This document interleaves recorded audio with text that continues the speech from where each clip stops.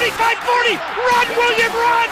He's got blockers in front, 5, touchdown! Joshua Cribbs! Snap back, ball down, kick block! They block the kick! This is the Oranges, Oranger Browns podcast, part of the Press Play Podcast Network. I'm your host, Chase Smith, and with me, as always, Browns insider Jeremy Powell. Jeremy, it has been a long month without an episode. How you doing, brother? Hey, I'm doing good. As usual, it's boring here in Brownstown. Nothing going on. No crazy stories. Nothing, nothing much to talk about. Nope. Our podcast might have stopped, but the Browns have not since our last episode. And I just want to touch on a couple headlines. We had the Baker and the Cheesecake Factory issue. We had Jarvis's surprise hip surgery. Greg Robinson's marijuana bust. Coach Stefanski, welcome to Brownstown. Yeah. But that's not what we're going to be talking about today. We want to spend most of our time talking about the NFL Combine, the upcoming draft. And to help us do that, we have Cody Suek, contributor at Waiting for Next Year. Cody, welcome to the show. Gentlemen, how you doing? Thanks for having me on. Yeah, man. Yeah. So wanted to get your expertise, Cody, on what happened at the Combine, what that means for the Browns at pick 10, and what you see us doing at that pick. So I'll start with you, Cody. What were some major takeaways that you had from the Combine last weekend? Firstly, the Combine is kind of an interesting situation where there are kind of two factions of people when it comes to the thought process with the Combine.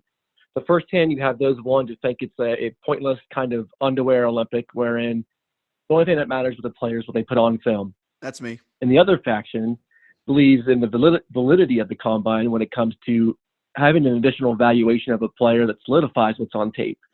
Things like, how does a player test? Does he represent the culture and image you want to portray? Can he retain and memorize any applicable information, like doing whiteboard work? Does he love the game of football, or does he love what football gives him, such as money, fame, notoriety, and things like that? And I'm a person that falls into the latter, and I believe it's the utmost importance when getting the additional evaluation for players. And when we talk about I think there's more weight in the interviews and the medical information than the on the field drills. That's just my opinion. Jeremy, where do you fall in those camps? And I agree with Cody. I think a lot of it backs up what you see on tape. How does this guy look, fundamentally on tape? How does he look in the Combine on tape? Does his speed match up with what you see on tape? I agree that probably the most important part of the Combine are the medicals and the face-to-face interviews. But I think just backing up what you see on tape is probably the second biggest portion of the Combine. Exactly. And I don't think you can understate some things that happen kind of outside the walls of the Combine and outside the stadium, wherein you have front offices and team coaching staffs gathering and talking about theoretical trades or moves that teams are going to make. Yeah. I have that embedded image of Gettleman and Dorsey talking in the stands in the last year before we saw the Zeitler, Beckham, Peppers, Vernon move. Yeah, absolutely. It's legend that a lot of free agent deals get done in the bars at the Combine, right? Because you have everybody in one place at one time. So you have the agents there, you have front office guys there. These things, it can't be officially done, but the parameters of these deals get set at the Combine. The Combine is just like a giant convention where every team is represented in one place at one time. So there's a lot of stuff outside of player evaluation that goes on at the Combine. Okay, so let's address it this way. Jeremy, who were two players that really you think benefited the most from the Combine a couple days ago? The one is, the obvious answer is Tristan Wirfs. He just blew it out, right? Hit it out of the park. Is there anything else you can say? He just showed what an absolute specimen he is. The other one to me is a guy that I've loved from the beginning. I've been talking about him forever, is Mekhi Becton. Same thing. When you see a guy that big that can move that well and is just a road grader of a man, I think those two in an already incredibly deep class at tackle really solidified themselves as, the two biggest, in my opinion, sort of genetic freaks in the draft. Cody, who were two players that stuck out to you, you think won the weekend at the Combine, helped them the most? I got to agree with Jeremy that Tristan Wirfs was the guy. And I know you mentioned earlier we were talking about what the Browns will do too, and he's the ideal fit for this team coming into this season. The combine, he set the record for the vertical jump for offensive linemen, and he tied the record for the broad jump, the 10 foot 1 inch on the broad jump. He's an unbelievable athlete that's just a perfect in the zone blocking scheme that Stefanski and Callahan's going to use this year. So he's definitely number one. I think another guy that we can't forget about is safety Antoine Winfield. Yeah. He with the 4.48 40, he kind of might have pushed himself up into that first round conversation. You look at all the mock drafts, you see him flowing anywhere from like 25 into the 40s, depending on who you're looking at. And I think he'd be a steal for the Browns if he can drop to that 41 spot. Let me throw in one more, too. Let me throw in Henry Ruggs. And it wasn't just his blazing speed, but how about all those videos that came out of him with the crazy dunks in high school? Did you guys see those floating around Twitter? This guy is an absolute freak athlete as well. To me, my whole thing now is, you know what? Take the guy that's the genetic freak, because you cannot teach freaky athleticism, right? So that's why I doubt very highly. I think before here's a case, Chase, of the combine that did mean something. I would say Tristan Wirfs may not have been a locked top 10, top 7 pick in the draft until the combine, when he went out and blew everybody out of the water, right? So there's a case of the combine probably did make him a lot of money and mean something. And I think Henry Ruggs might be in that same category. He could be a Tyreek Hill type to a team. So I think that there's a couple cases right there of, yes, the combine on the field workouts did help improve guys' stock. And if he kind of fails at the whole football thing, he should just enter into the NBA dunk contest every year.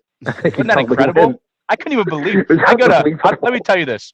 I go to tons and tons of high school basketball. I've been going to high school basketball games since I was literally 2 weeks old, my entire life with my dad.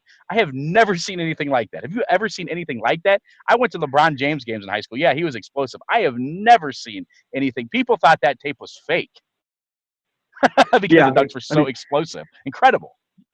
Chase and I don't know if you did this, we played high school basketball together, and I remember how odd it was in our hometown to see somebody even dunk in a high school game, let alone do what this guy's doing with ease. With ease. Yeah. So the Browns have the 10th pick, and a lot of the experts, a lot of the podcasters, a lot of the bloggers, Cody, are saying we're looking at linebacker and tackle at 10. Those are kind of some of the wish lists, and it seems like you guys are hoping that Tristan Wirfs drops to 10. Or Mekhi Becton. I'm seeing more Becton being mocked to us. Becton's the tackle out of Louisville. So you would say Wirfs is the first tackle off the board in the draft, Jeremy. I mean, that's pretty much where you're landing on that. I at this point, I think so. But like I said, there's literally 4, I think, franchise tackles in this draft, which is really shocking. I mean, some people think there's 5, but I think there's 4. And that's just so rare. Same thing. This is just an incredibly deep drafted tackle, an incredibly deep drafted wide receiver. I've heard multiple people say there are wide receivers that are going to go in the 3rd round. They could have been late first rounders in a lot of other years. It's just such an incredibly deep class. I guess on the flip side of that, it's an incredibly thin class when it comes to pass rushers. There's not, outside of Chase Young and Penza, I'm not a huge Penza fan, but outside of those two, there's not a lot. So I think it's almost a lock. I mean, it's easy to say that the Browns are going to, they need a tackle, so they're going to take one. But in this draft, I can't see another position they go unless Isaiah Simmons slides, which just isn't going to happen. So I can't see anything but a tackle taken at number 10. Left tackle is the number one need, and protecting your quarterback, franchise quarterback, is priority number 1 for this team. Greg Robinson's gone. Obviously, he's had a got caught with enough weed to smoke up the whole state of Texas. So I don't think he's going anywhere for anytime soon. So with Becton's your number 1 guy. I'd say I'm kind of 1A, 1B with Tristan Wirfs and also Andrew Thomas. Thomas is PFS number 1 rated tackle right now. I think he's the number 8 overall prospect for that by them. The tackle out of Georgia. It's incredible. Yeah, Andrew Thomas is it's pretty incredible. Some guys have him as low as 25, 30. He's one of those guys, kind of love it or leave it type guys. So here are the tackles that they're saying are franchise tackles. You have Wirfs from Iowa, Jedrick Willis, tackle out of Alabama. Yeah. Mekhi Becton, tackle out of Mekhi Becton, and Andrew Thomas out of Georgia. Really, are those, Cody? Are those pretty much can't miss tackles? Like, do you agree that those would be the number one tackles last year in the draft? Like, are these pretty solid? You got to get these guys tackles. I think can't miss is kind of it's a tough thing to say, but when you look at the four of them, what they put on tape, what they've done at the combine, the stats they put together, I don't think we've seen a tackle class like this in probably a decade at least. So you would be happy with either of those tackles? Because here's what I'm getting at. I would even be happy with. Go ahead. Yeah, because here's what I'm getting at. If Yeah. 4 quarterbacks get picked in the first 10 picks, which is very possible. Tua's medicals came back great. I don't think there's going to be a ton of concern there. A lot of talk at Miami at 3. You have the Chargers in the top 10 looking for a quarterback. The Panthers, if they don't go Isaiah Simmons, they could get a quarterback. Jacksonville, you never know. These teams that are above us do need a quarterback. And you have the quarterback, Oregon, Herbert. Is that Herbert and Oregon? Justin Herbert. And Justin Love Herbert out of Utah or whatever. And Jordan Love. Look, someone's going to fall in love with Jordan Love. Yeah. Yep. Love is going to go. And every year. Right. And he's got the intangibles. He's got ideal size. He's got arm strength. He's got athletic ability. He's got everything you want in a franchise quarterback. Somebody is going to fall in love with him. That's why I think the Browns are going to have their pick of probably Becton and Willis at the 10th spot. I think that, like I said, Wirfs has worked himself up to where he's going to go before, if we wanted him bad enough, we'd have to make a move up. But yeah, one of these guys who I think are, franchise left tackles is going to fall to the Browns at 10. And here's you can't forget about like your Jerry Jeudy's of the world and Isaiah Simmons. Yeah. So we're talking, there's 10 guys right there. You Yeah. get your 4 tackles, your theoretical 4 QBs, a receiver, and a linebacker. There's your 10 picks. So, and here's what I'm getting at.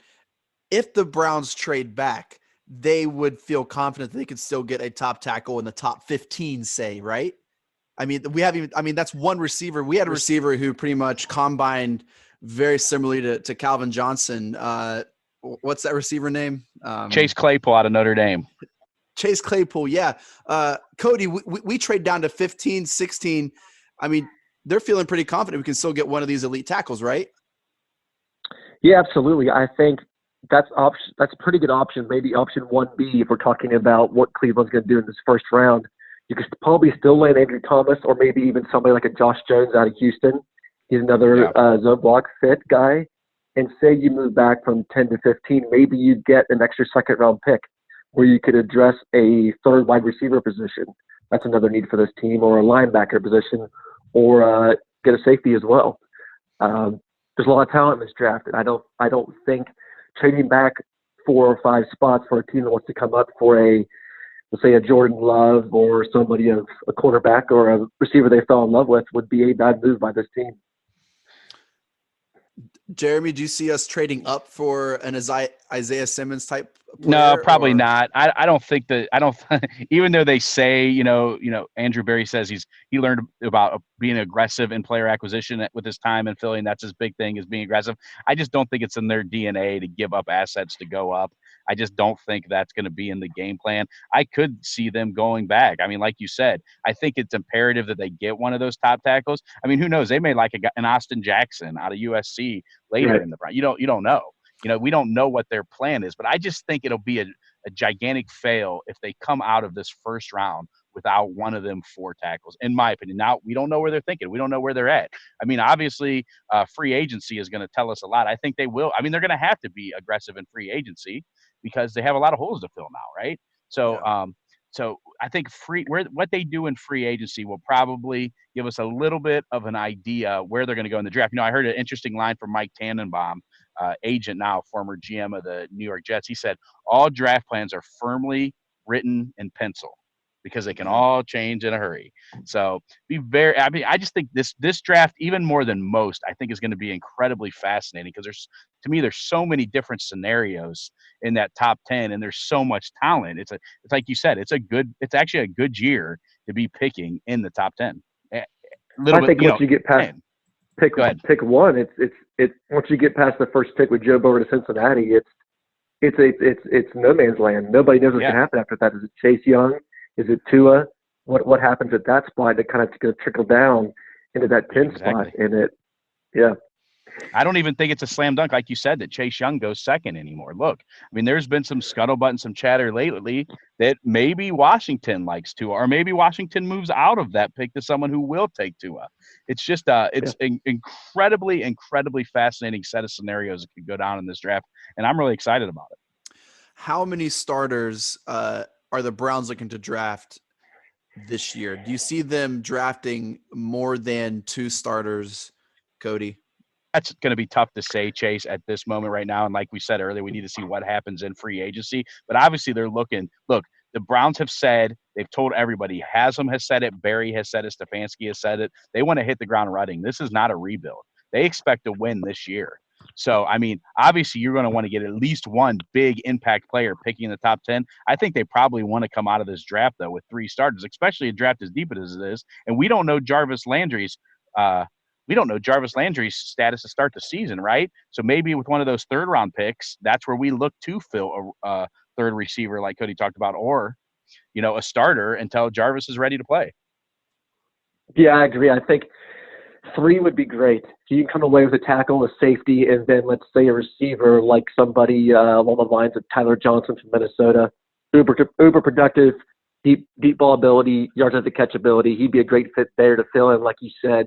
I mean, even Odell Beckham, I think he'll be healthy for the season. He's going to be with the team. I don't believe all the trade chatter going on. And Landry hopefully will be back by training camp, but you might need that 2nd or 3rd wide receiver to start right away.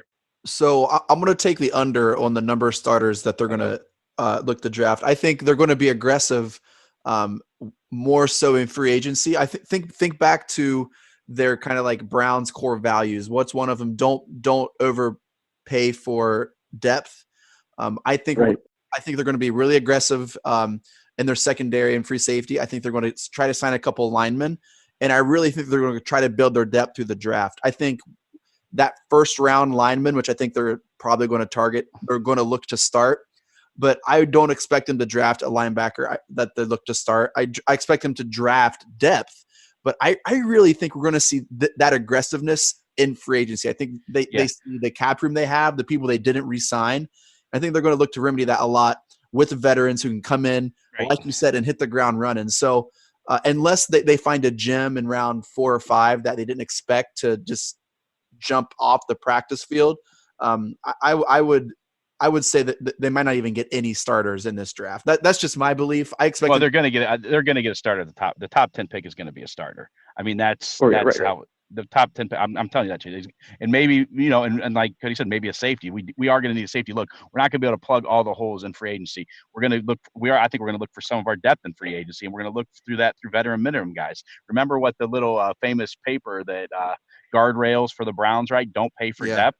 We're going to look for guys who have cheap contracts we can bring in for depth. They're not going to, spend a ton of money on depth anymore, which is something, if you look back with the guys like Chris Smith, who got a fair amount of guaranteed money, Dorsey did do that. Dorsey did overpay for depth at times, and that was one of his knocks coming in, right, was that sometimes he gets a little exuberant with spending on guys he shouldn't spend a lot of money on. I think it's pretty clear with them letting Schobert walk that the Browns think they can plug in somebody at middle linebacker, probably a veteran, maybe a Danny Trevathan type, that they're not going to have to pay 10 to 12 million a year, that they can get by on 5 to 7 a year. Again, though, we don't know for sure how Andrew Berry values these positions, where he thinks he can get by with aging veterans and not lose much from paying a guy like Schobert a lot.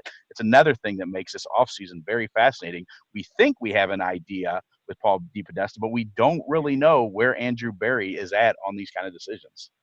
Yeah. I think one thing we have to remain cognizant of as well is that it's still Cleveland. It's going to be tough to pry those guys into the city to play for the Browns, even though the team's not the same team we were a handful of years ago. There's a franchise quarterback. There's a superstar edge at quarterback. There's some great players there, but it's still that stigma of playing for the Cleveland Browns that's going to stick around when you have these premier free agents, your Anthony Harris's, your Jack Conklins, your Corey Littletons in the world. That would be phenomenal additions and immediate upgrades and starters for the team. But one, will the team pay them enough? And 2, would they actually want to play for Cleveland, or would they take a lesser deal elsewhere where they could win immediately? But Cody, we have New Jerseys. What do you mean we have New Jerseys? Well, the 2 things we're going to have to rely on are that's good. We're going to have to slightly overpay some guys probably. to get them in. And we're going to have to rely on contacts, right? Guys that have played for coaches that are on our staff now, guys that trust coaches that are on our staff now. That's what we're going to have to do. We're going to have to work that. And they're going to have to be smart about it. Again, who knows? We might see him make another trade. There might be a trade to bring a guy in. I mean, that's what, Andrew Berry, his first question as GM was that, I heard the other his press availability at the combine when they asked him what he learned from Howie Roseman. He said, be aggressive in all areas of player acquisition. Yeah. That includes trades, free agency, and the draft. So I'm going to be very interesting. I mean, the new league year starts 13, 14 days from now. Just like I said, just all the way from free agency to draft is going to be a fascinating offseason. And then to mix in all that, you got the CBA. Does the CBA get approved before the start of the new league year so teams know? How will that affect free agency? There's just a whole litany of things that make this just a fascinating offseason. Yeah, we're here with Cody Suek, a contributor waiting for next year. Cody, what's one thing the Browns could do that would make you bummed or disappointed in the draft? In the draft would be not taking a left tackle in the first top 10 picks, or if a trade back into the team. That's the one thing. After that, I'm fine with adding elite athletes and guys that maybe haven't hit their stride yet, but could be coached up in the second to seventh rounds. But for sure, it's not getting that left tackle to protect Baker Mayfield for this foreseeable future. Jeremy, what do you not want to see the Browns do? Yeah, I agree 100% with everything you just said. If they got to they have to. I mean, with a draft with 4 tackles that, at least 3 that people see and probably 4 as franchise tackles, guys you can build a line around, guys that could play for the next 10, 12 years with Baker Mayfield. If they don't come out with one of those guys, or Isaiah Simmons, let me say that. I think Isaiah Simmons is so good that if you got him, you look maybe a little later at trading back up in the first round if Andrew Thomas starts to slide, something like that. But if they don't come away with one of those tackles or Isaiah Simmons in those top 10 picks, I think it'll be a major, major disappointment. You want to see me get pumped? Have the Browns jump up a couple spots with maybe the Cardinals or or some other team and pick Simmons. I'm going to be pumped. I'm not going to lie. It might not be the smartest pick, but I'm going to be really excited. Okay, I'll give you this. So you trade up to 8 to get Simmons. Yeah. You got to get back in the first round, like Jeremy was saying, get the 5th-year option on one of your tackles, your Austin Jackson, Josh Jones, somebody later there. And I'd be okay with that if that happens. All right. Yeah, so I can live with that. One other random question. Just want to we have to talk about it. What are the chances the Browns draft a quarterback in one of the first 2 rounds? New coach, new GM, a new quarterback. Is that even something you're entertaining? No. No. Not at all. I still firmly believe in Baker. I think last year was kind of an anomaly where the team never had an identity. We saw that in the interviews with Jarvis Landry. We were after the scripted plays. Nobody knew it was coming. It was a terribly coached team that should have won 10 games, only won 6. I don't think Baker breaking the rookie touchdown record was by accident. He has the talent, has to hone it in this year, and hopefully Van Pelt is that guy to get him back on track like Van Peasy was before. I would say it is a 0% chance in my eyes that a quarterback will be taken by the Browns in the first 2 rounds. 0%. Jeremy, do you think there's any chance the Browns take a quarterback in the first 2 rounds? No, there's 0.00% chance they take a quarterback, and probably even in the draft. I do expect them to get somebody like a Case Keenum in free agency, though, that can play if needed. I think we need to have a quarterback. I think the new group will recognize this, that we have to have someone that can make plays if needed. A guy that if he has to go on the field can, not only carry himself well, but win games if needed. I think Case Keenum's that guy. And with all this, there's going to be, it's almost like it's going to be a quarterback musical chairs this offseason. There's going to be a couple quarterbacks left without chairs. A couple good quarterbacks that could be starters in this league are not going to have jobs as starters in this league. And I think that's where the Browns, who still have a little bit of salary cap flexibility, we'll see what happens with Kirksey and Hubbard and some other guys, could swoop in and pay backup a little more maybe than most teams would be comfortable, a guy like a Case Keenum. So I think that's something that is definitely a realistic possibility. But as in drafting a quarterback, I don't think you'll see us draft a quarterback with any of our picks, to be honest. Well, Tristan Wirfs, congratulations on having your great combine. Isaiah Simmons, congratulations. Yes, Cody Suek, thank you so much for coming on the Oranges Oranger. Where can you read your stuff, brother? Yeah, you can read my stuff on waitingfornextyear.com. Usually 1 or 2 articles a week. During the season, it's definitely 2. And right now, we're working through NFL draft and free agency stuff. We'll have another mock draft on Wednesday, version 6.0. Maybe some surprises, maybe not. We'll see. Yeah, like a quarterback. Cody texts me the Browns are drafting a quarterback. Cody, where can they sidebar? Where can they follow you on Twitter? What's your handle, man? It's at WFNY Cody, and full name's Cody Suek, Suek. I'm sure you've seen his stuff on Brown's Twitter. He always posts incredible content. Cody, thank you so much, brother. Thank you, guys. Thank you, Jeremy.